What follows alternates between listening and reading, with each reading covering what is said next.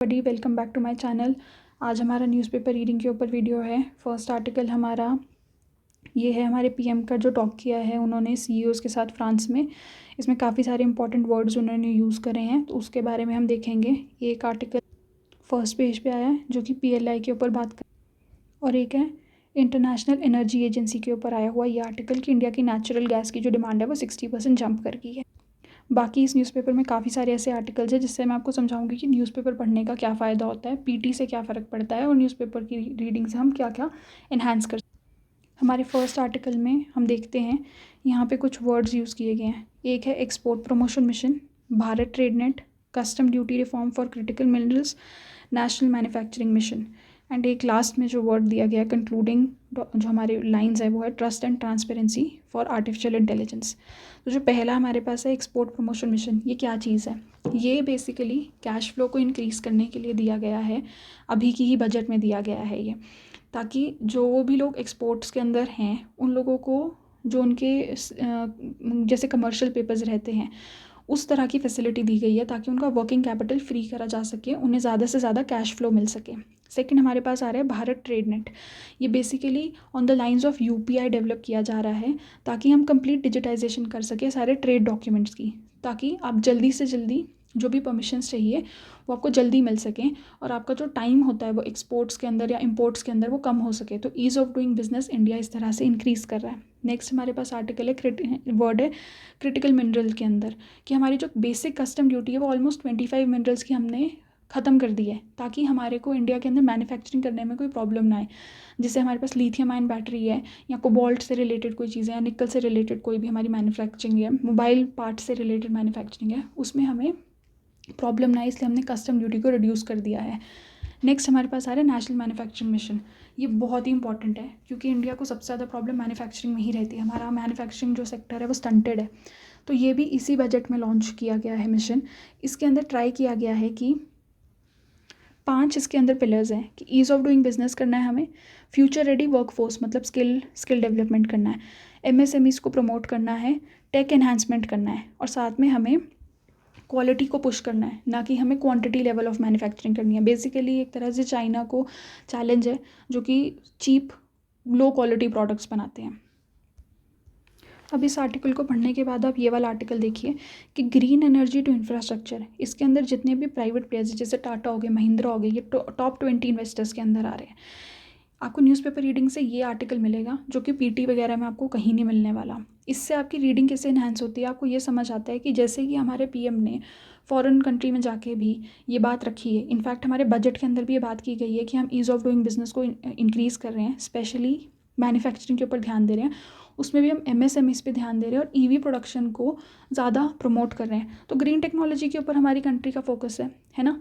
इसीलिए आप देखेंगे कि जो प्राइवेट इन्वेस्टर है वो भी बहुत जल्दी इन्वेस्ट कर रहे हैं। इससे क्या है, हमारी जो गवर्नेंस है वो रिफ्लेक्ट हो रही है।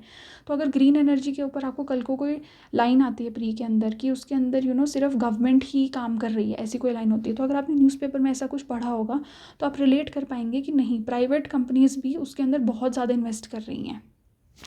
इसी के साथ आपका एक और आर्टिकल आ रहा है जो कि पीएलआई पुश के ऊपर है।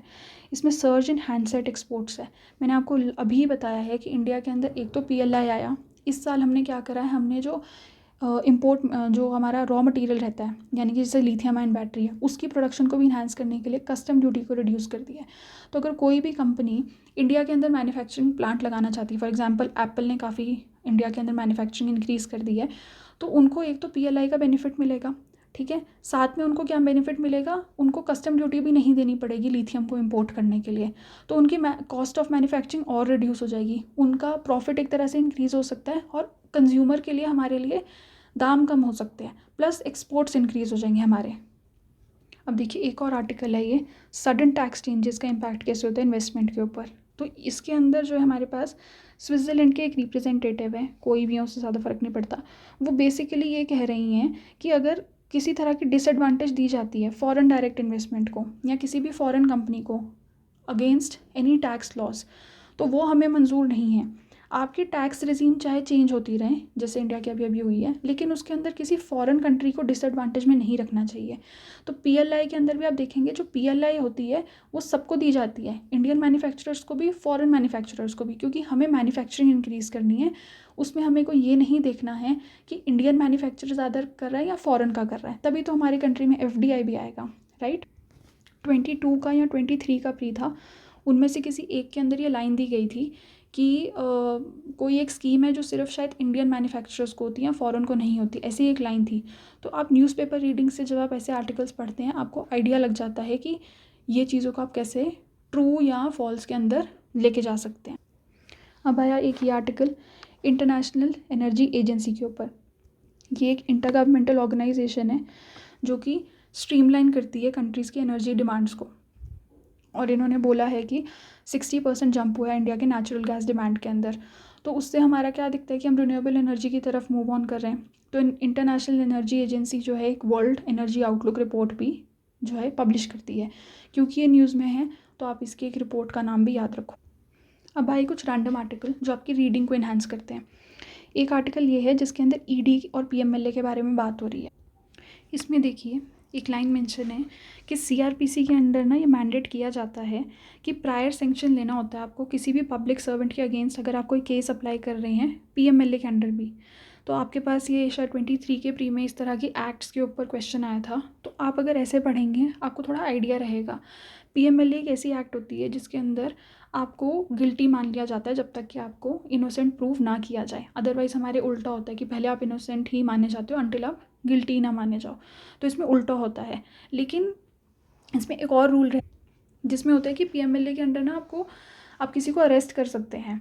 तो उसके अंदर कोर्ट ने, सुप्रीम कोर्ट ने ये कहा है अभी, सुप्रीम कोर्ट ने नहीं सॉरी हाई कोर्ट ने कहा है ये अभी कि अगर आप किसी को पीएमएलए के अंडर भी अरेस्ट करें, स्पेशली अगर एक वो पब्लिक सर्वेंट है, तो उसको आपको सीआरपीसी के अंडर मैंडेट किया जाता है कि आपको गवर्नमेंट का प्रायर सैंक्शन लेना पड़ेगा। तो इस तरह से आपकी जनरल रीडिंग इंक्रीज होती है। एक आर्टिकल आप देखिए इसके ऊपर, क्लाइमेट चेंज की वजह से अनियंस के ऊपर प्राइजेस के ऊपर हिट हो रहा है। इसके अंदर आपको कुछ दिखेगा,